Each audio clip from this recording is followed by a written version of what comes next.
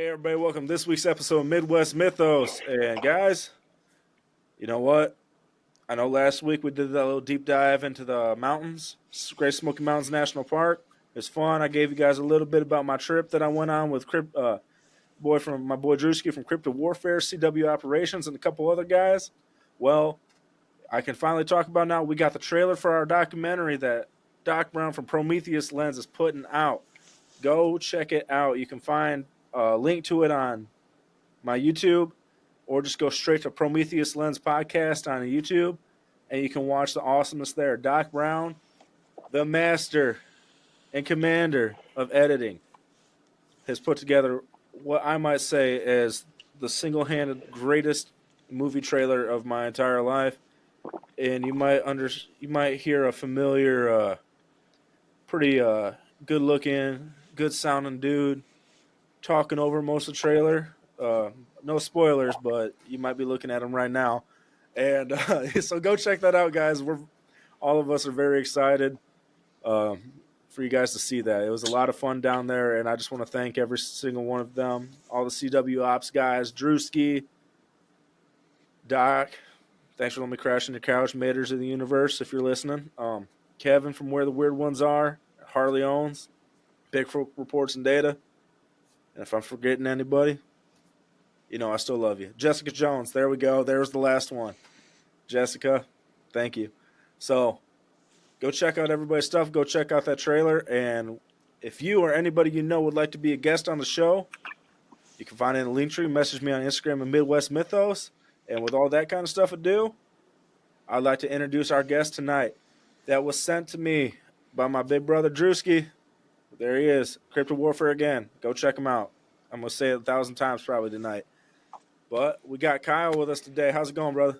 It's a beautiful day in paradise. Yes, it is. Yes, it is. Me and you have been talking here on the mic for about 45 minutes before we even hit the record.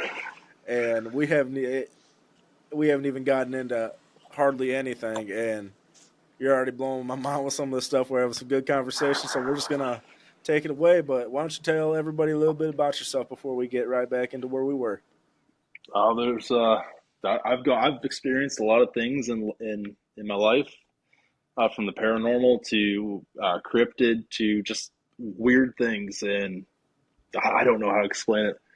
Other than that, I mean, as you know, most of what we experience we can't explain. Like, there's no rhyme or reason why it happens or what it is. It just happens, and it's one of them things. Yes, it is. Yes, it is. It's the weirdest thing because when you talk to, it's easier to talk to people such as ourselves that have experienced stuff because we can kind of have an understanding. But talking to somebody that has never experienced or isn't like a researcher or something into this kind of stuff, they kind of just look at us like we're kind of crazy, which they might be right a little bit, but Maybe a little, like. but yeah. So I try to explain some of the stuff that I've experienced and encountered to even some friends that have never had this happen. They're like, "How many drugs were you on?" I was like, "None." Like, I was stone cold sober for all of this. And I was like, "I think I'm crazy when I say this stuff, but like, I know I'm not." Like, and the best part's like, if you have someone else with you, and like you get done with whatever that encounter was, and you're both sitting there like, "Did that just happen?" And it's like, yeah, that happened. And then you rack each other's brain, like, what was that? I don't know. I can't tell you how many conversations I've had in the passenger seat or the driver's seat where it's like, that really happened. yeah. And for me, the couple times I've done that is like when it really sets in, because in the moment you got all the adrenaline and stuff, but then you're sitting there and you're talking about it and you're like, oh my god, that actually just really happened. Oh, and the best part's like when, like you're the person you're with cues in like a detail that you missed because you're so hyper focused on like one thing. Like, did you see, that whatever it was down there? And it's like, no, I missed that. Like, that was going on. Like, yeah, dude, you didn't see that. Yeah, That kind of. we had plenty of those moments on our trip, Operation Smoke, this past weekend. There was a lot of times where we were just sitting there talking, and we've seen the same things, but we were able to mesh together details. Like, oh yeah, Me, it was this, it was here, it was there. It's, it's nice. It really is. it's reassuring. It's like it confirms what happened, and it's like okay, like me and my sister. I have two younger sisters, and the oldest of my younger sisters, when we were little, we lived in this house in upstate New York. Like we just moved in, and I'm walking by her room, and she's probably 4 or 5 at the time. She's sitting there talking to someone. I just pop my head and like, who are you talking to? And she's like, Connie, it's my friend. She used to live here. I was like, oh, okay, you're weird. Got it. And I went and told my parents, and it was whatever. And it was a couple weeks later. I was down in the basement. We just started putting the framing up to do and some drywall up to turn into like a family room and whatever. And I was going through some stuff, and I looked over, and I see what I only can describe as like the Grudge or like the Ring, like that pale blue skin, that wet, nasty hair, and I'm really just roasting her at this point. But I don't care. I'm 1,600 miles away. It's all right. She can't find me. Yeah, and worst case scenario, you call upon the Lord and it'll all be taken care of. But I see this little, like, the best way to describe her is a little girl, hands in her head like this, and I'm probably maybe 10, if that. And I look over, and I'm like, oh. And I'm thinking to myself, like, if I look down and she's gone, I'm running. If I look back up and she's there, I'm still running. Like, there's no way around that. I just prefer her not to be there when I run by her. And so I look back down, and it felt like it was an hour of just, time was moving slow. I remember I looked back down, looked up, she was gone. I took off. Tell my parents, and they kind of swept on the rug. I'm just seeing things, whatever. And that was like one of the weird things that happened there. A couple years, like some more time down the road, my youngest sister is now in my other sister's room. She's moved to a different room. She comes out with a picture of me, my mom, my dad, her, my other sister, the family dog, and some other girl in the picture. And we're like, who's that? And she's like, Connie, she's my friend. She used to live here. Okay, now there's too much. Now this is like, and there's other things. Like my dad would see out of the corner of his eye, someone with long blonde hair. And my sister had long blonde hair, but he'd see that run by. He'd think, my sister was out of bed. So he'd get up and go check on her and open the door. She's in there sound asleep. Now, to reel it back into, reconfirming everything, I brought it up a couple months ago to my sister. I was like, who's Connie? And she's like, honestly, I don't know. I've seen her. She was in my room. I was like, what does she look like? And she's like the girl from The Ring, or the girl from The Grudge. And I was like, there it is. That is what I saw. I mean, still to this day, and I ran into the owners of that house. Hell, this was years ago now. But I was like, ever notice anything weird? And they're like, yeah, in that laundry room in the basement. I don't like it. I don't like having my back towards the sump pump is. I was like, yeah, I never liked that as a kid either. And they were like, that pink room, which was my sister's room. Like, I get a weird feeling when I'm in there. I was like, yep, that's where this happened. And it's just, I don't know if reassuring is the right word, but it's nice to have like, yeah, I know, I knew I wasn't crazy. Yeah, it's, that's one of my best friends here. He had a very, very similar situation like that. Yeah, it was one of the early episodes I've had on this show. And, same thing, kind of looked like the girl from The Ring. But then sometimes it would be like a girl with blonde hair and stuff like that. And his mom was actually taking a picture one time, and you can see the hair behind her. Oh, that's weird. Yeah, that's dude. Creepy. It was. I got goosebumps just hearing that. Like, that is. Yeah, dude. The whole time you're sitting here telling me about yours, I'm like, getting goosebumps because I'm like, I've seen the pictures, and I'm just like, oh, dude, I wouldn't have been able to do it. Sure enough, at 10 years old, no. I was No, scared to take the garbage 15 feet out to the house in the middle of the night. that that basement always like scared me as a child. Like there was one time I don't know this piano. Like my dad got us a little toy piano.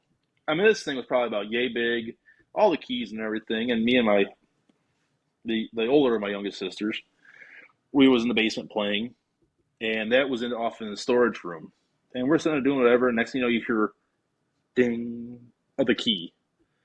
And I remember this vividly. We both stopped playing. My sister looked at me and goes, "What was that?" I said, "Oh, it was nothing." Go back to doing what we were doing. Hear it again. Ding. And we both looked at each other like we knew what it was. And we just didn't want to believe it. Yep. Took off running. I told my mom, "You're hearing things, this, that, the other."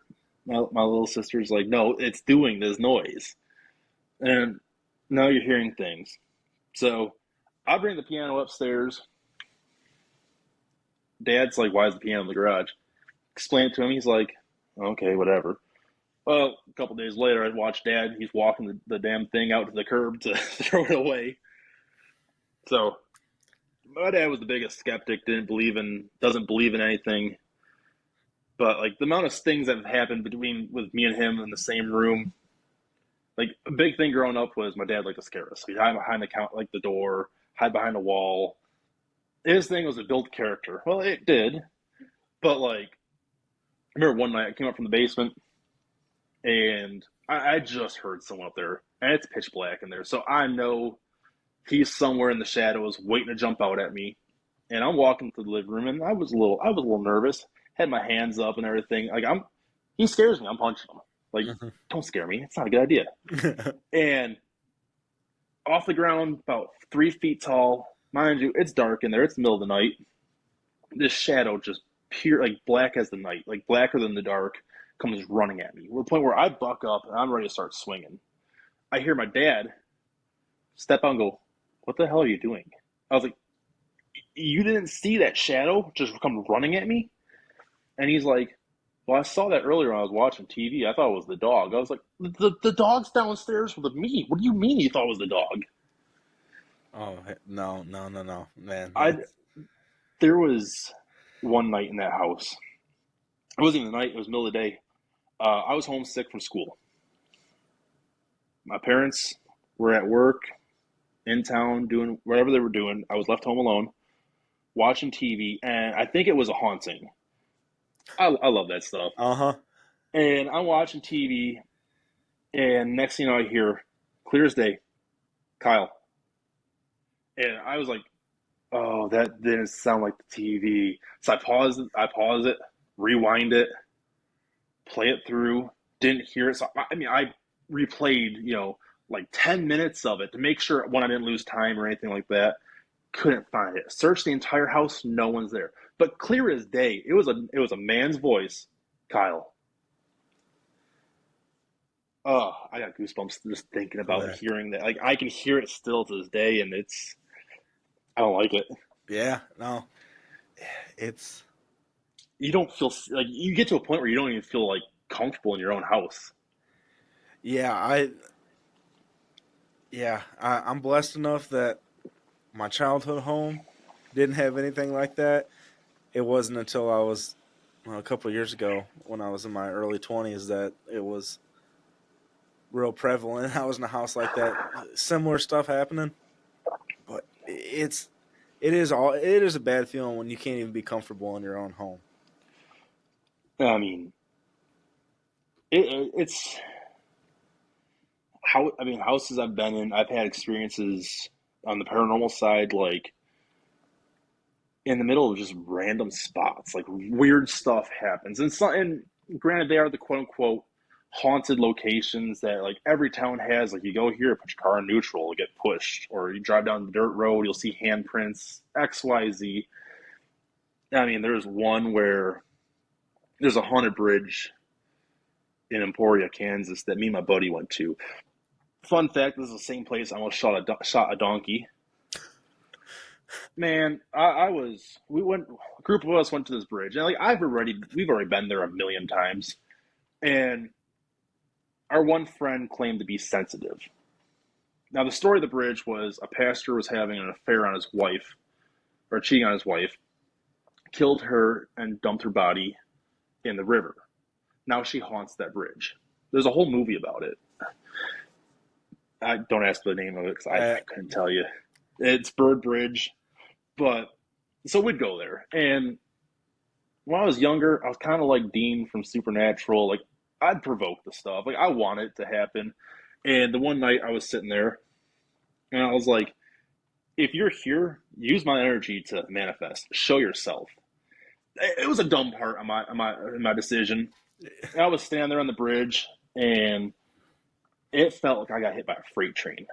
It was just boom, like all my energy, like I couldn't stand. I'm sitting there, I was sick to my stomach, and our buddy that was sensitive was like, you pissed her off. She didn't like that. I was like, I don't care. Like, show yourself, or else this is gonna be my bridge. Like, they're gonna come and tell stories of me. Yeah, she did not like that. In fact, Yeah. I think if I remember correctly, the one time we went there, and a couple of our friends didn't want to go out the bridge, so me and my buddy were like, "Yeah, no, we're just gonna go on the bridge. Like, what's the worst that can happen?" And we're sitting there, we're just laughing and joking at about the whole thing. We get a phone call. Where are you? We need to leave. Someone's knocking on the window. And like the car's maybe 50 yards away. Granted, it's nighttime. Can't see nothing. We come running up. There's no one there. There's no sign of anyone there. Hop in the car, take off. Next thing you know, you see just a ball of light, which could have been headlights or whatever, on our ass, following us. And then we get off that road that led up to the bridge, hit the main road, it disappeared. The other night we were there. I don't remember what her name was, but this girl walked across the bridge. Her rosary broke, and that was enough for that group of people. Are like, yeah, we're done. Me and my buddy like, well, we're gonna tough this one out. And I look at my boy. I was like, hey, I gotta pee real quick. I'm going over there in the woods, do my thing, and yeah, I'm doing my thing. And it's the worst time too. Mm-hmm. I hear crunch, crunch, and I'm like, nah, it can't be right now. This is not how I go out. I was like, hello, someone there? Crunch, crunch. I was like, hey, someone there, you better back off. Like, I've got a gun on me. I'm not afraid to use it. Crunch, crunch. Now I'm screaming for my boy. I'm like, bro, come here, come here, come here. He comes running up.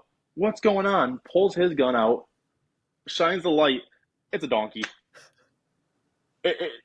Don't know where the donkey came from. There's just a donkey sitting there. I'm like, yeah, probably never gonna tell this story. And here I am telling it on the internet. So there's that. Yeah. It's all right, man. We've all had those moments. I pulled my gun on a beaver one time. A beaver? Yep. We had a beaver in the pond in our backyard, but there's a stream that went out into the woods.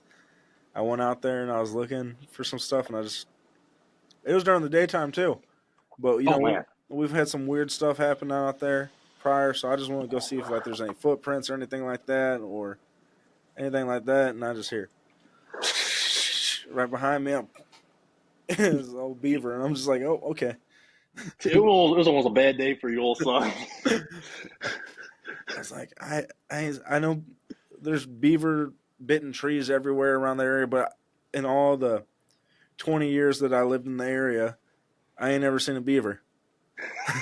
So I didn't know how they sound when they run up on you. No.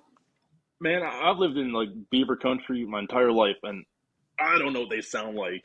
Hell, I remember the first time I heard, I think it's a fisher or like a fox calling for its babies. Man, I almost shit a brick. Yeah. I was out doing something middle of the night, and I just hear this blood-curdling scream. And I'm like, this is it. I'm going to be one of the missing peoples. Yep. I'm going to be found like 2 years from now with my gear sprawled out all across this place. And I don't think I would have ran that fast back to the house. I was not trying to find out right there. Nope. Like, if I could see it, it's a different story. I can formulate a plan on how to defend myself. It's when this stuff happens and you can't see it. What do? You can't do anything. Nope. Nothing. I don't know if you've ever had the experience where you got your back towards, let's just call it the woods, for lack of better terms, and you get this feeling of something just rushing up on you. Oh, all the time. Dude, that is the worst experience. My buddy lived in this, how do you want to say this? Modular home park, if you will. Yeah. The fancy, yeah. Yeah, it wasn't one of them trailer parks. It was a nicer one. Yeah, it was one of the high end trailer parks. Yes. Where they fry their bologna. Yes. But had a couple friends over, then met someone in the friend group that it was like my first time meeting him, and then one of the first interactions I had with this guy was he handed me his necklace. He's like, "You feel that?" And I will say this, it was warm to the touch, which was weird. I was like, "Yeah, it's warm. Like, why?" He's like, "There's something attached to it." I was like, "Oh, cool. Awesome. This is how the night's going." And thanks for and like sharing. the nights just started off weird from that moment.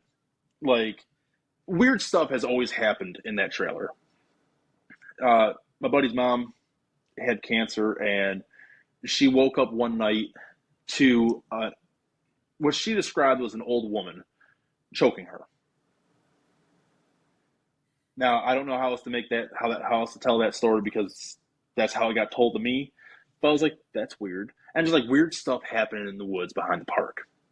So we all got the idea, let's go out into the woods. Mind you, old boy that brought the necklace, he disappeared too that night, like just randomly vanished. We found him in a cornfield, like dazed and confused. I'm like, what the hell happened to you? And he's like, I don't remember. Like, I was like, what are you on? He's like, nothing, dude. Like, I was like, okay, cool. Like, I haven't seen you drink, haven't seen you do anything, so I'm gonna take your word on this one. And we get the bright idea, let's go explore the woods. So we take off towards the woods, and my buddy's fiance and her friend, me and the other guy, we're walking up through the woods, and we get into this one little clearing. Excuse me. And old boy with the necklace is like, hold up. I'm like, wow, what's up? What's going on? He's like, they're here. And at this point, I'm really not believing him. Like, you're pulling my leg, there's something going on. And he's like, there's something right there in front of us, to the left and to the right of us. I was like, what are they, the raptors from Jurassic Park? I was like, I'm going to look over, one's just going to sit there staring at me, like, what are we dealing with? He's like, I don't know how to describe it that would make sense to you. I was like, okay, well, do your best. He's like, it's just dark, shadowy, whatever. It's okay, cool. And it was about this time, we backed out of the woods, and the girls were like, we don't want any part of this. We're going back to the rest of the party. I was like, well, I'm going to hang out up here, because I'm not going to leave him alone in case he does decide to wander off and do whatever. And we're sitting there talking. He's like, you really should go. It's not like you don't know what you're messing with. I was like, I think I can handle my own, old son. Just going to leave it like that, but whatever. And we're talking. Next thing you know, you get that feeling there's something runs up behind you, to the point where I turn around, bucked up, ready to start swinging. What the fuck is that coming towards me? He looks back and goes, run. Old boy is now probably about 200 yards in front of me. I'm sitting there. I got flip-flops on, man, and board shorts. I'm not running. I catch up to him, and he's like, I don't know what that was, but you felt that, right? I was like, yeah, I felt whatever that was come charging at us. And that's not normal. That's not natural. And telling these stories, man, I do feel crazy. Yeah, I mean, it's out of the norm, man. It's It's something that's not supposed to be there. No. I mean, I don't know if I'm just dumb. It's probably that. Like, I'm probably just really dumb. But went back to that spot multiple times. And just every time we went there, weird things would happen. You'd see a shadow or something that just didn't belong. Mm-hmm. Move along the tree line, and you're like, okay, what was that? Or just you walk into a spot and it's real. It's like the weight of the world's on your chest. And you're like, this isn't right. This isn't normal. There's no reason why, being back out in the light of that trailer, at the porch light, I feel nice and warm and secure. I take 3 steps and I'm starting to enter these woods. I feel like there's something sitting there squeezing your chest. You know what I'm trying to say? Yeah, it's like I've always like a malice kind of feeling like you're gonna like something around you Something, once you dead. yes, like something. Yeah, it's that gut feeling that something bad's going to happen, or something. There's something out here that wants to hurt me. Like you said, the one night we were walking through that hedgerow, and somehow it got brought up that there's energy of something on the other side of the hedgerow.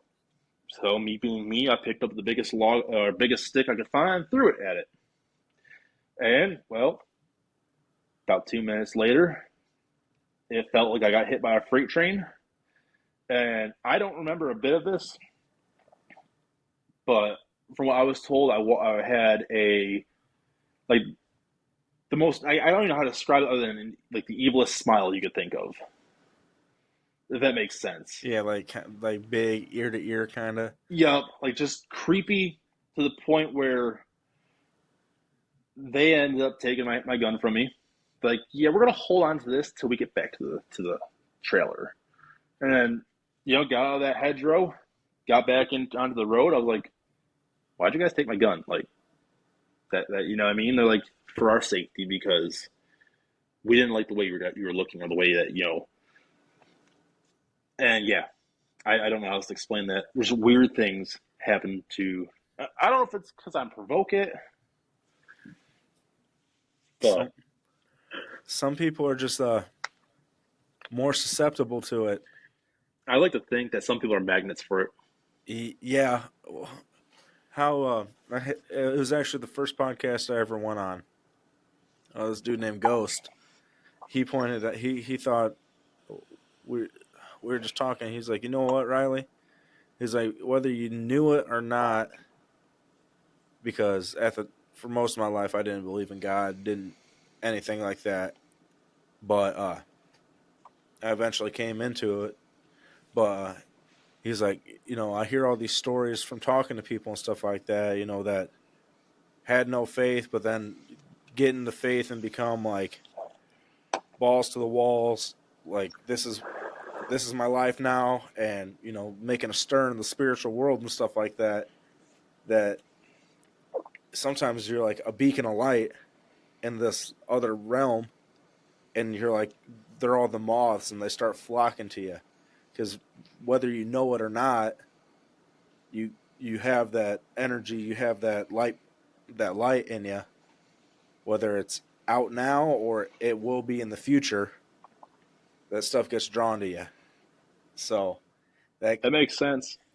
I mean, if you're going, if you haven't picked it up, yeah, I like to talk about the Bible a lot, and it's Mm-hmm. like it makes sense to me. Like, if you're doing what God wants, or God's got big plans for you, and you're on the path of following those plans, would these insects, would these demons, whatever, not flock to you to try to stop you from walking on that? Because sometimes these real negative experiences and stuff that we have in our lives with these things that we don't know what they are, or they want to harm us or something like that, is actually stepping stones to a testimony or ability to learn or prepare you for something that's going to come on in the future that God's going to use for his glory.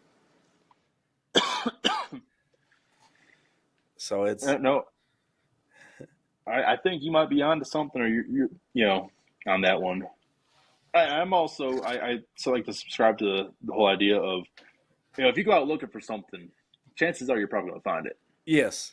Like you gotta put yourself in a position to go and I don't know if it's that you because you want to find it. Hmm. If to me it makes sense that it takes a lot of energy for these things to manifest themselves. Yes. So they're not just going to show themselves for every Tom, Dick, and Harry. But I mean, if you go out and you're looking for it and you're sitting there and you're calling upon it to show itself, and in the case of a lot of researchers provoking it, myself included, um, and yeah, I don't want to say it's like you're putting shade on their name, but you kind of are, and they're going to sit there and they're going to show up and be like, yeah, no, this is I ain't about that. Like, what's up? You Yeah. called me. Here I am. What you going to do now? It's like, I didn't think you were actually going to show. Yep. Or like in some cases with some people, and I'm saying this from experience, and just because you're into this stuff and think in the moment you're going to be cool and not scared and stuff like that, uh, I believe a lot of them can sense fear and anxiety and also bring upon it on you. And I think they feed off it. yeah, I would agree 110%.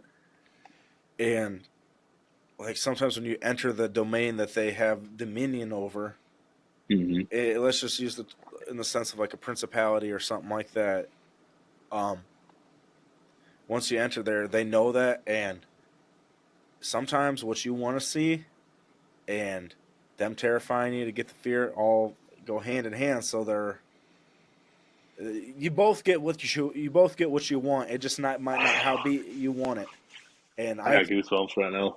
I can talk about this. Hey, I'm sorry I'm talking so much about myself, man, but like You're okay. then that's more with like the audience, like guys, like we're me and Kyle are having a conversation. Y'all just get to hear the after effect. You just get to hear it after the fact.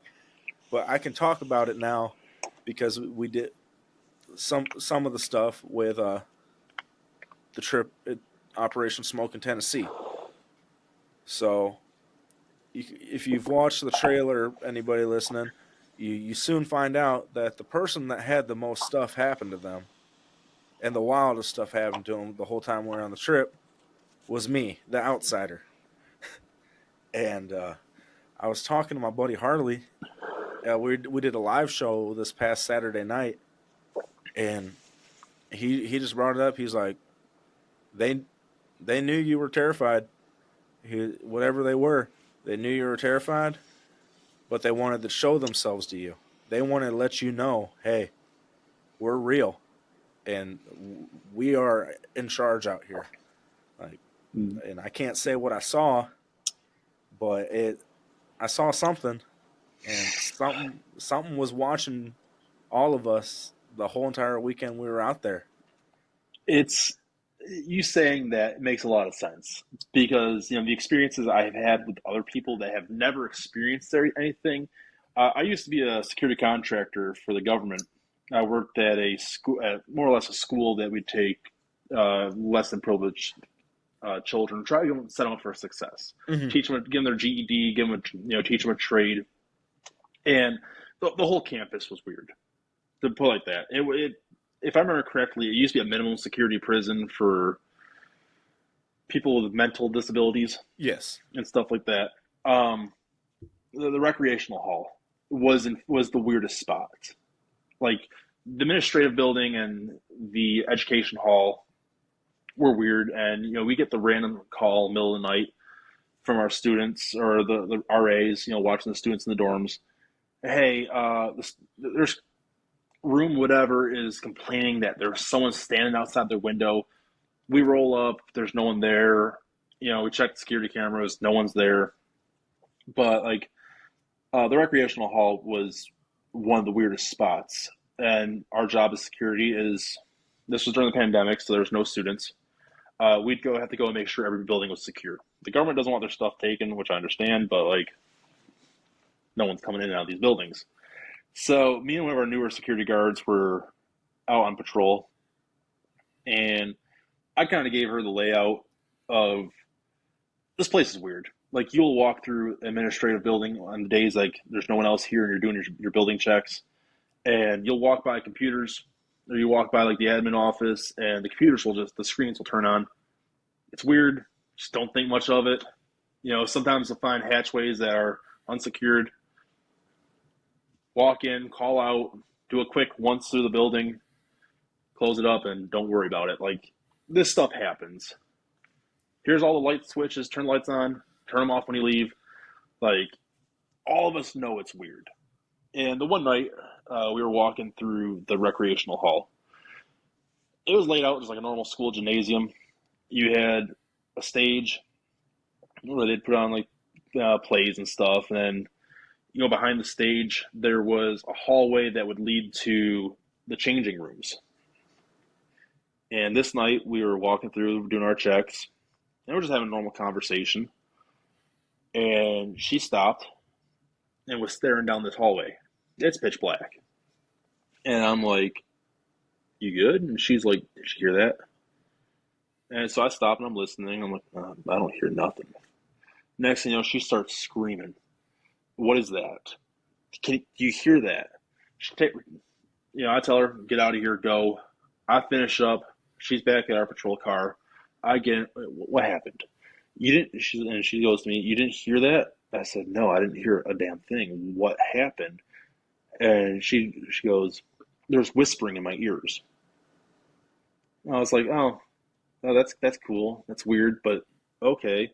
Then are you saying that, like, if you being scared, yeah, it makes sense. Yeah. Dude, that's... Yeah, no, I can't tell you how many times where I'd be walking through the educational hall, which butted up to the med bays, where the nurses were, the school nurses and everything were. Um, and I don't know if I have the video still, but there's a video of me doing my patrol, walking through the educational hall, and something caught my attention. I stopped, and then something behind me made a noise, and that internal body instinct was like, run, just run. And I take off. You can watch it on camera. Me run down the hall, out the door, back to the security office, and I come running in. They're like, "What happened?" I was like, "This is what happened." And they're like, "Oh, yeah, that's pretty normal. Like at nighttime, yeah, you'll feel like you're being watched." I was like, "Oh, cool. Just a random perk of the job, I guess." Yeah. I I wouldn't be at that job too long, me personally. We had a pastor that worked for us, and I was talking to him about it one night, and he's like, "There's a lot of evil in these buildings." And I was like, "Oh, how do you deal with it?" And he's like, "I just pray. When I walk through, I pray, and that gets me through it." Yeah. It's like, Roger that. Yep. I mean, that's, from my personal experience, the most effective weapon against this stuff. But still, It's terrifying. yeah, It really is. it doesn't take, knowing you're safe doesn't take away from it still being terrifying. Yeah. I mean, I can look back at it now and like, yeah, no, it was a really fun, crazy experience. All the stuff that's happened. Hmm. I mean, do you want me to cover the big one? Yeah, go ahead. Yeah. So this is some years ago. It was probably 2018, 2019. Me and my buddy decided randomly one day, let's go down to his family's hunting cabin in the southern tier of New York, up on the PA border, middle of nowhere, podunk town. And so we made some wrong turns on the way down, got pulled over almost twice, but it's besides the point. Got lost. We roll into camp. It's like 2 o'clock in the morning, 3 o'clock in the morning. He looks at me. He's like, "Hey, do you want to set up in the cabin, or do you just want to camp out in the truck? First light comes, set up in the cabin." I was like, "Well, there's no power. I'm not trying to fumble around in the dark. Let's stay in the truck." And so we did. ended up falling asleep. I'm sitting there on my phone, probably scrolling through Vine or whatever. And mind you, we're a mile and a half up a mountain, middle of nowhere. I hear on the window, the passenger side window of the truck, a tap. And I'm telling myself, it's the truck settling. It's got to be the truck settling. Vehicles make weird noises when they cool down. Yeah. It's got to be that. A couple minutes later, a couple minutes go by, same thing happens. I'm like, it's still the truck. It's still the truck. Happens again.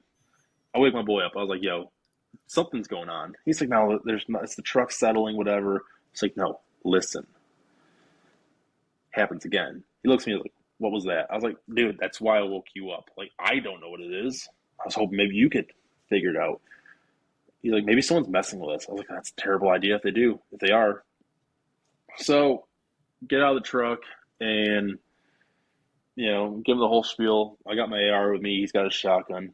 Hey, we're armed. Like, this is a bad idea. We feel threatened. We will defend ourselves. At the end of that, I was like, let one fly in the dirt.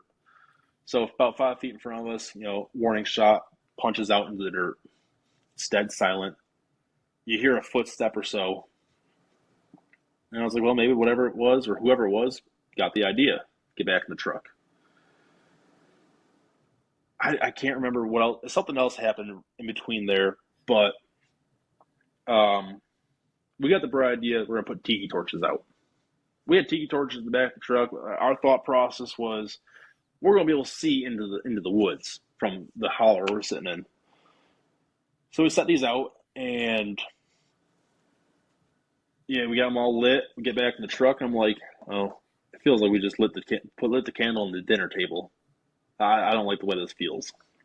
And he's like, yeah, neither do I. So we're like, well, let's just roll with it. Next thing you know, something else happened where my boy's like, screw this. We're leaving. Turn the truck around, run down the mountain, get to the main road, look at each other. We're both armed. Why are we running? I was like, oh, that's a pretty good point. Like, go back up the mountain. And pull in, back in there. The tiki torches slowly just, one by one, went out. I was like, well, that problem's solved itself. That's weird. They all just went out at the same time, but okay. And so my boy's like, hey, I'm going to let's take some shifts sleeping. Do you want to go to sleep first, or do you want, how do you want to do this? I was like, dude, I'm not sleeping. There's no way in hell I'm going to sleep. You take first sleep. So he passes out. Maybe 20 minutes later, he wakes up screaming, they're here. They're going to get us. We need to leave. Now, I don't know who they are, and I don't know why they want to get us, but leaving sounds like a really good plan after that. So get down, back the truck out, rip back down the mountain. Once again, with the main road, we're like, why are we running? We have guns. Like, okay, really solid plan. So my buddy looks at me. He's like, the lean-to has some stuff in it that my dad wants. In case, we get rerun off again, grab that stuff, whatever, so that we don't just whatever, you know what I mean? So I'm like, all right, sounds like a plan. We come back up the mountain. He pulls up to as close as he can get to lean-to. We're probably maybe 10, 15, max 20 feet away. Like, it's a short run. Mm-hmm. And so I take a shotgun. He got my rifle. I get out, push up to this lean-to. I'm at the halfway point. And I hear this loud howl, growl, scream, roar. I can't recreate the noise. I can hear it in my head, but I cannot physically make the noise I heard. It froze me in my tracks. I remember looking back. My buddy's sitting there just jaws on the floor. Looks like he's seen a ghost. And he yells, run. And I did. Turned around, ran, jumped over the bed rail of the truck. He spins the truck around. We're coming down this trail. And I got the gun up. I'm ready for something to come running out of these woods. Like every horror movie, it starts, this is it. We're going to get hit hard. We're going to get hit right now. Hit the main road. I hop in the cab of the truck, and it's that what the hell was that? We're going back and forth. Like, I've never heard that before. We both grew up in the woods. Mm-hmm. We know what a bear sounds like. We know what a cougar sounds like. We know what bobcats sound like. It was none of those things. So we slept the night at in the gas station parking lot. Sun's coming up. It's like 7 a.m. We're both hungry at this point, so we go to a diner probably 5 minutes from where we were. We walk in, and mind you, we're full kit. We probably looked like Drewski looked. Camel pants, tack boots. We didn't have our plate carriers on or nothing, but we come walking in, and hell, for anyone that could have known, we could have been some no-name government agency. You know what I mean? And we sit down, put our order in. I got a coffee. My boy got a coffee. And I started a conversation up with the waiter. What's the local legends of the town? Like, what goes bump in the night? And he's like, what do you mean? And I explained everything that happened that night before. And me explaining the story, like, his body language changed from being warm and welcoming to on the defensive, like, why are you asking these questions? What did you experience? You know what I'm trying to say? Yeah. Like, what happened that you're asking these questions? Very on edge. I'm asking questions that I shouldn't know, or I'm asking about things I shouldn't know, is how I got that feeling. So he comes back with our food, asks if we need anything else, or if we need more coffee. And I said, no, I'll have a Mountain Dew. Mountain Dew comes out, and if I'm lying, I'm dying. This had a red haze, like, swirling in it. Mind you, we're both, like, mid-bite. I look at it, and I said, nah, this isn't happening. My boy's got food in his mouth. It falls, hits his plate. And we're both looking at each other like, this is not happening at this point. Like, this is a dream. There's no way that this is happening to us. This is stuff that happens in movies, books, like. So we get up, walk over to pay. We pull our debit card out, our cards out, and the dude's like, cash only. Like, really? The only cash only place left in this country apparently is right here. So we scrounged, I think the total was like 22 something. We scrounged up like $16 and change in cash. And we're like, hey, can we run into town, hit the ATM, we'll be back. Here's what we have right now. Like, we're not going to run off. We're not going to risk prison time, like getting arrested over $4 or $5. And the dude's like, yeah, that's fine, but when do you have to stay? Nah, we're not staying. Well, you can leave your wallet or you can leave your phone. Like, nah, not doing that one either, big dog.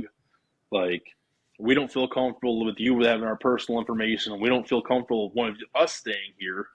Like, and just went back and forth for, it felt like an eternity. The old timer stood up, slaps a $20 bill on the table, looks at us and says, go on and get out of here. Yes, sir, thank you. Duly noted. We get out to the truck and we're both like, what the hell is this? Like, what has caused this trip to go so weird in so little time? So we go back up on the mountain because now we're interested. Like, what happened the night before? And we searched the area all around, probably about 100, 200 yard perimeter or radius.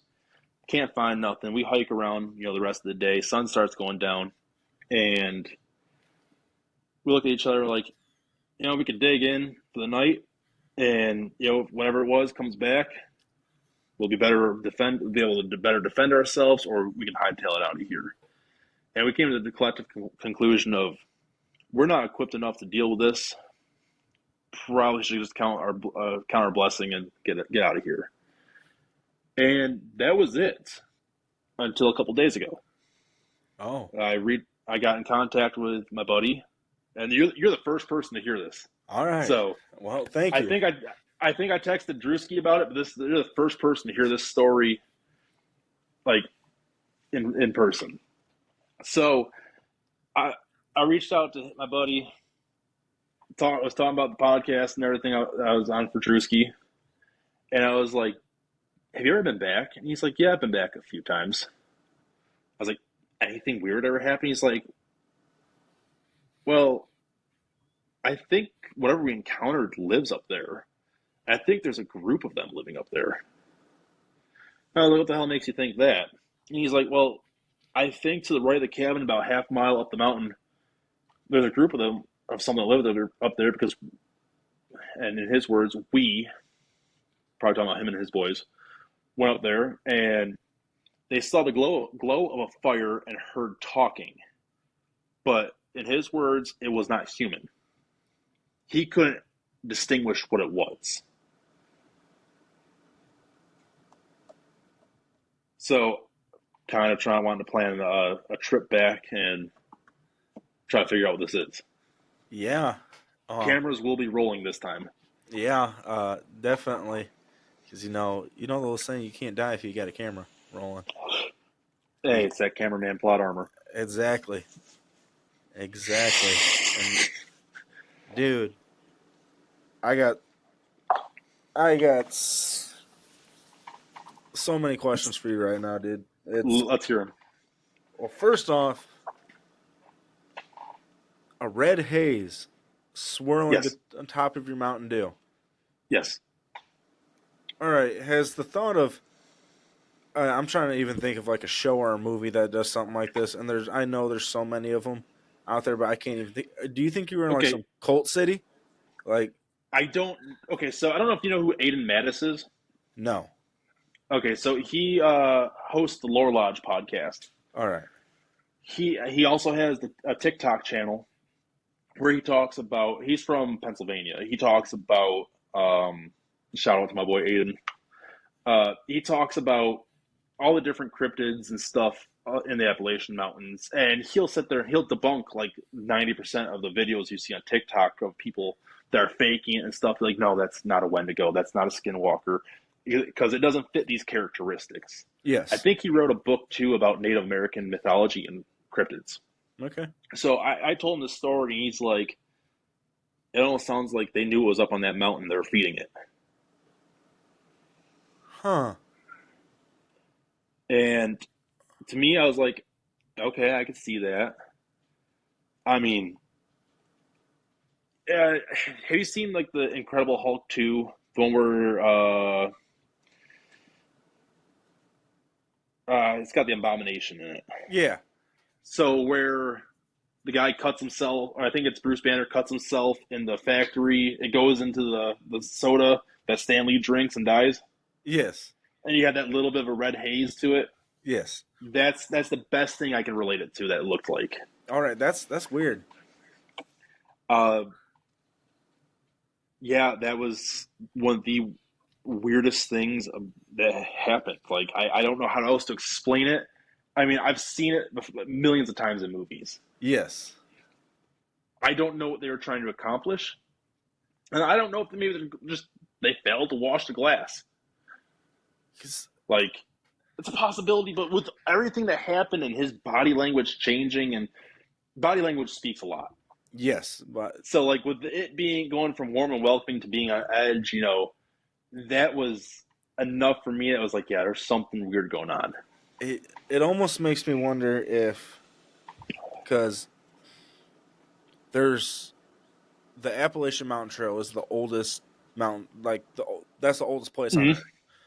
Oh yeah, there's no fossil records there because it's older than it's older than time itself. Yes, it is. It don't get any older than Appalachia, and so I don't. we hear the stories. Sorry, go ahead. That mountain range also extends into Scotland and down into, if I'm not mistaken, Spain Yeah, and parts of Africa. yes. The Andes are the Alps. Yeah, part of the Alps and like Switzerland and all that. They Mm-hmm. go up. Yeah, during Pangea. Yeah. Yeah. All right. So yes. Hey, shout out to Pangea, Yeah. the real homie. Before it got split up after the Great Flood, but they so there's a lot of people have been talking about it lately. The gods of old, the lowercase Mm-hmm. g gods, like principalities and stuff like that. Their It's old domain, evil. yes, their domains are in the mountains, and I felt that when I was in Tennessee. I could feel that in the mountains, and I just kept on telling everybody, I was like, "There's an old evil here," but Mm-hmm. I almost wonder if that fire and the language and stuff people talking about, like your buddy was talking about that they heard and stuff out there, was some old cult that maybe worships one of these god lowercase g gods, or like some deity creature thing. Some pagan ritual. Yeah, because dude, that stuff's so big in the north. In that area. Yep. Yes, it extends out here. I know they got it everywhere, but the north, like Illinois to Maine, this whole little stretch up here, it very, very, very big. So I almost wonder if it's some like ritual, and there's either some beast or some old god that they're worshiping, and whatever. I'm just gonna put under the title of a demon is what y'all encountered possibly. So that kind of reminds me of that Netflix movie that came out, The Ritual. Yeah, I think, that's what I'm thinking of. and that to me would actually it makes a lot of sense. Um, Now that we're talking about it, yeah, that makes a lot of sense, and that's absolutely terrifying. Because that whole movie that's my worst nightmare, bro. Yeah, Like that is my worst nightmare.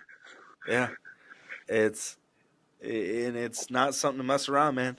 They get these ideas for these movies off truth. All these ancient writers and stuff got their inspiration for these books and stories that have been passed down for millennia. There's some aspect of truth in all fiction. When this stuff happens, like we can go, if we want to go to the old text, Homer and the Odyssey, all those poems and songs and stuff, with the Cyclops, the Hydra, the sea monsters, and stuff like that. There is truth to all those creatures, whether it's an account or there was an actual creature or something, or just some weird phenomena that they personified, like nature, as these creatures and stuff. But I would say misidentification. But there's still truth. Still truth to it. Say a lot of sailors misidentified manatees as mermaids. And which is kind of funny. There's some really funny stuff for that, but that's for a lot. There's some weird stories with that, but that's for a less family friendly show than this one. Yeah, but no, I mean that night though, it's one of the reasons why, and I don't feel ashamed to admit this, like I said on Drewski's podcast, I'm still kind of terrified to go in the woods at night. You should be. I mean, as somebody who has experienced quite a bit of stuff at night in the woods, man, I'm scared too. I don't care if I'm with a whole team of armed people and stuff. I'm still terrified. Like we talked about earlier, I mean, having that firearm on you, it's a security blanket, but when it hits the fan, that's the last thing on your mind. Yeah, I mean, you go into, I don't want to say self-preservation mode, because I like to say that if it was nowadays, I would have just mag dumped that in that entire direction. I would have, I would love to have a cool story like that. Like, yeah, I heard this noise and, I dumped a mag at it. No, I ran. I ain't afraid to admit it. Yeah, because 99% of people are going to run too. Yes, it's now knowing. Sorry, go ahead. You go ahead, man. You're all good. Sorry. I was gonna say, knowing what I know now, though, oh yeah, I'd probably stand my ground now. And I don't know how well that would have gone though in that situation. That's the thing with this kind of stuff, man. It's a risk. We hear the stories of. Let's just take the dog man for example. We hear Joe, like we were talking about beforehand, Joe Barger's story where he dropped one with a 45, or I think it was a 45. He dropped one with a handgun. Then you hear these stories of these people that mag dump like 5.57 into him or something, and it's just they're shrugging it off. Yeah, it's. I mean, this is something you have to pick your battles. You have to pick what hill you're willing to die on. Yeah. And I'll tell you this, I was not willing to die on that hill. No. Like, I mean, maybe if I had more people with me, that would have been a different outcome, especially being inexperienced at the time. Like, yeah, I'd be confident to say if I was with Drewski and the CW operations crew, hell yeah, I would have stood my ground. Because I know Drewski would mag dump that general vicinity. Oh, yeah. If that was a squirrel making some noise over there, I feel bad for it, but not really. And then even Drew, then. I love you, just so you know. Yeah, Drew. But, Drew will also be the first person to tell you, Sorry, Drew. You're still tough as nails. You eat nails in your cereal bowl, no milk kind of deal, man. But he'll be the first to let you know. He gets scared too, and And that's completely natural, though, to get scared. he uses that discernment to get out of situations sometimes, even I when think he's armed to the teeth. I think our bodies do a really good job at saying, "Hey, you're biting off more than you can chew," Yeah, and I will always trust that gut instinct. If there's a time that I think I mean, I get it's not I'm afraid. I just don't want to end up in a situation where I'm how do I put this? I don't want to end up in a situation where I'm up to my chest and I wishes and used hand grenade pins, thinking, well, if I would trust my gut instinct to run away, I wouldn't be sitting here with my arm ripped off because I tried to fight Sasquatch in hand-to-hand combat. yeah. And there's no shame in getting out in those situations. Like there was a situation where I and a couple other people just felt like we had to get out. We had to get out. Everybody else felt fine, but us four in particular had to get out. Like our life depended. Like everything I, in us was telling us, if we do not get out here, something bad is going to happen. and I reckon that's because whatever it is new that you guys were new, if that makes sense. I don't know if this is Yeah. the most current operation, but like I reckon it knew that whatever this is out there, it's intelligent, and we can't not sit there and say that it isn't. Sasquatch, Bigfoot, Dogman, the forest spirits, whatever you want to call it, they are intelligent. They're hyper intelligent, in my honest opinion. These things, one, have to be intelligent because they don't show themselves all the time, and who they show themselves and do things to are almost. I want to relate it to how animals hunt. Yeah. They pick the weak, the old. Like if a wolf can look at a pack of bison or a herd of bison rather, and they can pick out the weak or the sick one and be like, that's going to be the easy target right there. And they all concentrate up on this one. And that's why I think whatever this is does. It picks out the inexperienced, the weak, the young, the old, something that they know. And if it's neither of those circumstances, I mean, we could talk about the missing 411. Yeah. Like, it's people with no rhyme or reason, but then there's the children aspect, how these kids go missing. That's an easy target. Or you get these elderly people that go missing. Once again, that's an easy target. They're not going to be able to defend themselves as someone where you and me. Or it's someone that's, I'm trying to relate to the one case that was in Montana with the elk hunter, who his pack mule bucked off all their gear, so he rode off to a cache they had. Storm rolled in, and then he was overdue. Search happened, and they didn't find his remains and gear until a year later. I mean, he's got no gear. The elements are whooping his ass, and these things are just like, hey, easy target. Yeah. He's weak. Let's get him. Or there's not a bunch of them that are armed. That's why I think these things are intelligent. Yeah, I agree 110%. And with those things, I mean, then if we get to the spiritual side, like entities and stuff like that have been here for eons, those are hyper intelligent as well. They've watched all of humanity. They know our mannerisms. They know what our next move is going to be. Yes. It's not as much. I mean, it's not like you can compare it to an animal that has the instinct on how to. That I'm going to take this step, so I need to be 2 steps ahead. I mean, man, I want like definitive proof. I want camera footage of, just for my personal sanity. Like this, I mean, it'd be the best party trick. Like, you want to know what I saw over the weekend? Bam, there it is, Bigfoot. Yeah. But Or this forest spirit. I mean, that's the one thing that I'd rather deal with Sasquatch than the forest spirit, to be honest. dude, I just watched a movie last night on forest spirits. Uh, you ever watch? You ever watch that movie, The Watchers? It just came out last year. I think so. Watched that last night. It's been on my to watch list, but I don't watch movies. But my brother came down, so we watched it. Dude, that movie was messed up. Like they did a really good job depicting fairies and forest Ooh, spirits. ooh. Well, as long as they don't show elves, we're good because elves are the one. I don't like elves, man. I don't know what it is about them. They freak me out. Same thing, man. All Faye, bro. I They, I seen a movie when I was a kid that some elves lived underground the person's house, and I think that's what just stemmed it. was I might have played too much Skyrim. That could have been that one too. yeah. Oh, what was that? Was that that Spiderwick Chronicles movie or whatever? It was a horror. So this was a horror Oh, a movie, horror movie. All right.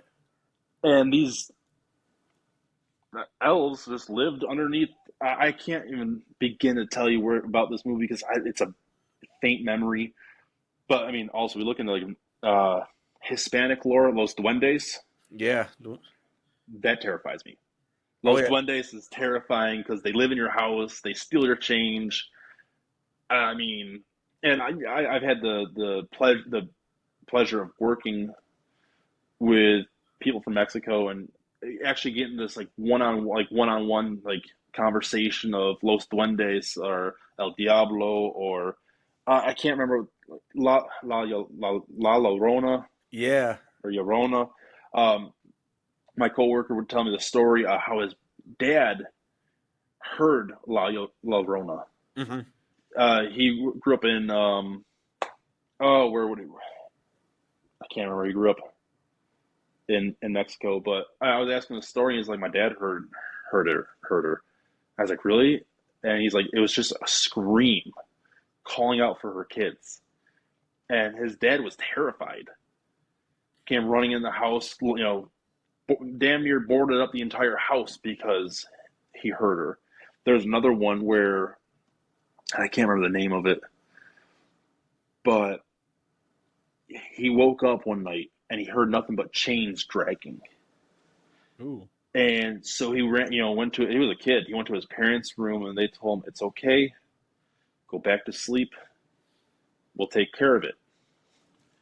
And yeah, like, uh, plus some of the footage that comes out of like Brazil and like southern parts of Mexico of these weird creatures. Yeah.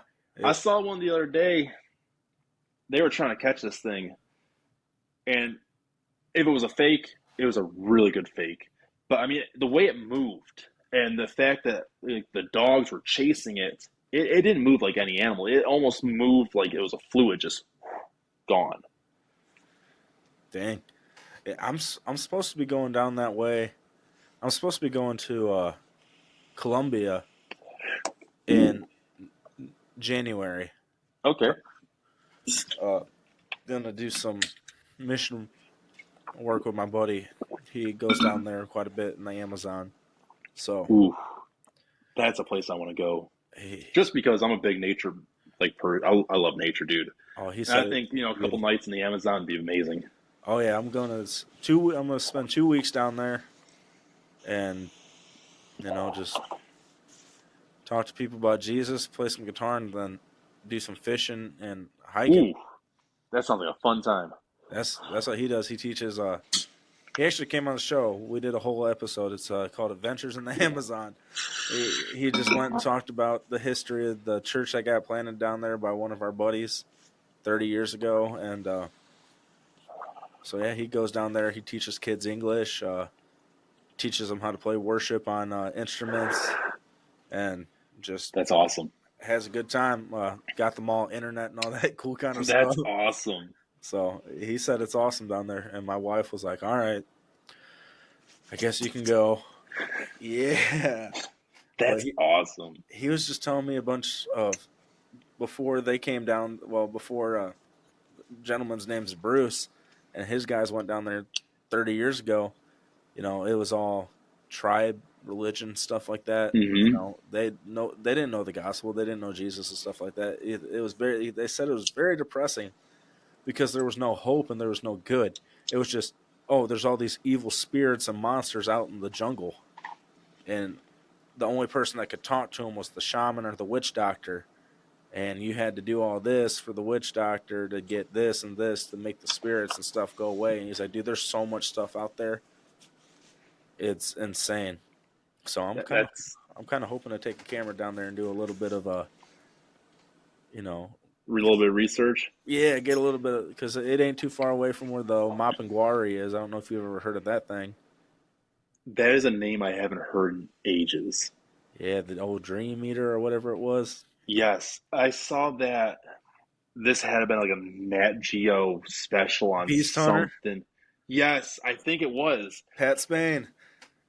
Yeah, And I, dude, I probably was like 5 or 6 when I watched this episode, and the thing terrified me. oh yeah. So, all right, so we gotta be about the same age then. So you're about what? I just turned 25. Say I'm a little bit older than you. All I'm right, going to turn 29 this year. all right, but yeah, same age group to have the same shows and stuff on TV. Hmm. Yeah. So, do you remember the Lost Files or Lost Tapes? Oh yeah, that fake show that they. Yeah, it still terrified me. Oh dude, Like scared they me had to death. the Jersey Devil episode, horrifying. Oh dude, that one I still think about that one all the time. Anything about the Jersey Devil though, I don't know how I feel about the Jersey Devil. I I don't know. I don't think it is what they said it is. I think it's something, but I think I don't I think. do think there's something out there in the Pine Barrens. I mean, but anytime there's a sighting of it, like back in not as currently, but like 1800s, late 1700s, maybe early 1900s, they'd form full militias to go march to the Pine Barrens, and they never turned anything up. Yeah, So, I mean, if it was this beast that's out there, I think they would have definitely maybe found some sign or something like that. hmm Okay, so let me rack your brain on this one. The Niatu Valley in British Columbia, the Headless Valley. Ooh. So it's a stretch of river up in British Columbia that is it's supposed to be home to the gold in unfathomable quantities. It's never been prospected, and every time someone tries to prospect it, they go missing, and they're found headless. Hence the Headless Valley. All right. And one story was that a search party went out. And I might be butchering this right now, but search party went out. They heard screaming, like unintelligible screaming, and one of the search party people said they saw a woman like spider climbing the sides of these cliff faces. You know, this is sounding very Ape Canyon like. Where's about is that? That is in northern Washington, Okay. so not too far away. That was the whole story of there were some miners. They found a cave with some gold. They had Mm-hmm. a cabin. Well, they saw this hairy man, and they shot him, killed Ooh. it, and they were attacked by Sasquatch. Okay. That And sound that sounds like that village in Alaska. oh Where yeah, with the coat. mm-hmm. Yeah, I can never remember the name of that, but I know exactly what you're talking about. That one's like that's like there's all these places I want to go. Dude, Like half these places I won't go unless I have a gun though. I'll tell you what, man. If for some reason I ever end up on Travel Channel, History Channel, Animal Planet, Discovery Channel, something like that with one of these shows, I'll hit you up and Hell yeah. I'll make you an honorary member of the team, and we'll have these media networks pay for us to go do all this kind of stuff. Dude, that's a dream. Like Josh Gates, what was his show? The Destination Truth, Expedition Unknown, Expedition X, all those. Yeah, dude. They were good. Like he got some really good footage from the Doll Island in Oh, dude. Mexico. Oh, dude, that Dude, episode that scarred me that for one life. clip of the doll, that doll, and I hate these dolls to this day because of this show. But the doll's sitting there, it opens its eyes and then closes its eyes. Mmm, Nope. Light I, it on fire, burn the place down. And I I, get it. I get it. It's a sentimental, like, holy spot for it, but there is some evil there. oh yeah, for sure. That's one of the episodes because I've rewatched Destination Truth so many times. I skipped that episode, man. I saw it once. I was like, I don't need to ever see it again. Nope. Nope. I'm good on that. I Okay, so I'll give you one spot I really want to go to. I already said Skinwalker Ranch. I really want to go to Dulce, New Mexico. you know what? Yeah, I Uh, I would agree. there was this TikTok page called the Dulce Base Files, and if, you know about the Dulce Base. Yes, it makes Area The 51 look like Chuck E. Cheese. That's where the Nightmare Hall is, and like you get some like Phil Schneider worked on the project. That's where he quote unquote got into the firefight with the alien greys. And what happened to Phil Schneider? Absolutely terrible. I don't know if you ever heard about his demise. Didn't didn't everybody call him like a liar and stuff like Mm-hmm. that? And then he just didn't he? Unalived himself. Yeah, with the yeah Yeah, with what was it?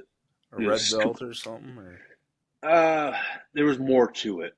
So it was drowning, strangulation, and a gunshot wound to yeah, the back of the head.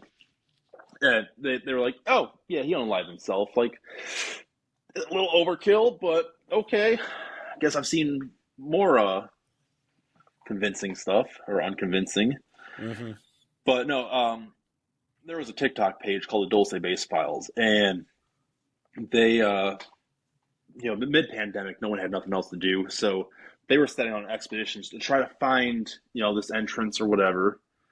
And every time they would get somewhat close, something would happen. Either mechanical trouble in their vehicles, park rangers would pull up and be like, hey, you can't be here.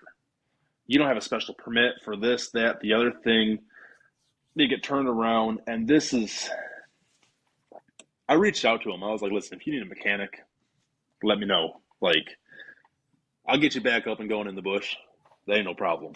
hmm Uh, there was another one. And I don't know if you ever heard of this one. It was the Ancient Arrow Project. Yes. The Windmakers, where they left like this recording or something like that of music. All right. I believe I know what you're talking, dude. When you look into so many of these things your whole life, everything kind of It blends together, and it you're blends. like, Yep. that's a crazy one. And like, hmm I can't remember where it was.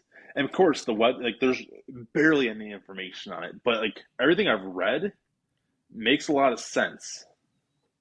And I've tried, Google Earth, trying to coordinate everything, and it's like I have it narrowed down to like a 13-mile like area, which is a lot. Yeah. Like it is a lot, and it's all national park Uh, too. So it's like the ability to do anything. Like me and a buddy had a plan. We're like, well, if we just got some quads, you know, we could run a 13-mile search area pretty quick on quads. I was like, yeah, but how do you get the quads into the national park without getting stopped really quick? yeah. Have you heard about the Grand Canyon? Oh yeah. I I would love to, and I don't want to get. I'm afraid of getting I don't want to say locked up, but I'm afraid of getting stopped by park rangers on these things because like if you start putting your nose where it doesn't belong, You're never gonna be able to do anything again. and also it's one of these areas that's like it's a big national park. Accidents happen all the time. People go missing. Yeah. Like you put your nose in you fly a little too close to the sun. It's just, but hearing about like all these caverns and stuff in the Grand Canyon that have, and I don't know if it's real or not. I don't know, but it it's that's the thing. We don't know. To me, it makes sense. It's a probability. Mm-hmm. It's a high probability. I definitely think there's a lot up there. They make it really obvious by blocking off certain areas. It's dangerous, but this is with like all the national parks and stuff like that. They all block off their areas. It's dangerous. It's national, but they're hiding stuff. That's the whole Mm-hmm. reason we have the national parks. It's because that's what Oh, they hide their stuff. and the thing is, the park rangers know what's going on. I'd love to interview some former park rangers and be like, listen, I'm sure they have NDAs and everything that Oh, they do. but like, I'd love to have like, and I'm hoping like with Area 51, a lot of the researchers from there, they're in their 90s on their deathbed, and they sit and they come clean about what's going on, or they tell they give some insight what's going on, or you have people like Bob Lazar who just full on, I'm in fear for my life. This is what's happening. Goes to George Knapp. George Knapp is a man that I'd love to meet. I'd love to pick his brain Hmm. because he is a wealth of knowledge. And I just hope though that these park rangers will sit there and kind of start doing that. Be like, hey, this is what happened, or this is what's going on. This is what they're not telling you. And there's, yeah. Well, so I initially I wanted to be a work for DNR and all that stuff, be a national park ranger and that stuff. I was going to college for that stuff solely for the fact I want to be out the woods and have special access to look into this stuff.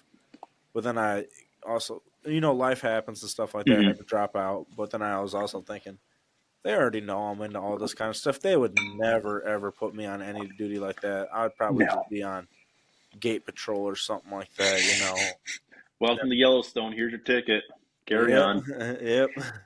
But even with that position, you probably would hear some stuff at the break room, in the break room or in the locker room. They'd be like, "Yeah, this is what we saw," and you overhear it. Hmm. Yeah. I mean, plus you got that foot in the door where it's like, and I don't condone this, but you could sit there and you could start prodding. I've known a few guys that have stuck their nose a little too, that were active duty army, and they stuck their noses in some spots that what's the best way to say this? They put their nose where they flew a little too close to something. Let's just say it like that. Looking into some stuff, and well, they're not active duty army anymore, and they're currently not in the general populace. Yeah. They're It, currently sitting in a prison because of whatever they did. yep. That's the thing, man, and that's one of the things too that cautions me because I live right next to a national park, not too far away, and I'm about to start, doing some research in it too. Uh, little nervous, like you were talking about with Grand Canyon. They can just accidents happen and stuff like that. Like they know who we are. Mm-hmm. I mean, I don't have a big following whatsoever. I maybe got 100 people that consistently listen to the show, but it's enough to put a little hit on the big man's radar. But also, I mean, look who you're friends with too. Yeah, that's the big thing. I'm friends with a lot of. I associate with a lot of people that have a little bit more swang than Yes, myself. So and that's the one thing I've always, being in the different communities I've been part of. It's yeah, you might be a quote unquote nobody in your own head, but it's who you associate with that it puts your name on the radar, yeah, and that's like I don't know, and this I mean hell, I don't know what I would do if I bagged a dog man or a Sasquatch or something because effectively that's me making a couple phone calls to some of my buddies, me calling my old lady saying pack a bag, we need to disappear. yeah, Costa Rica, here we come. yeah, And it's gonna be a quick Google search. Where do we not extradite to? yeah, yeah. And then next thing you know, you have an Interpol red notice, and it's like, oh, here we go. Yep. It's I know some people that know how to get out the country, but Save that for a rainy day. yes, sir. But yeah, man, dude, I would. We're hitting about an hour and a half in.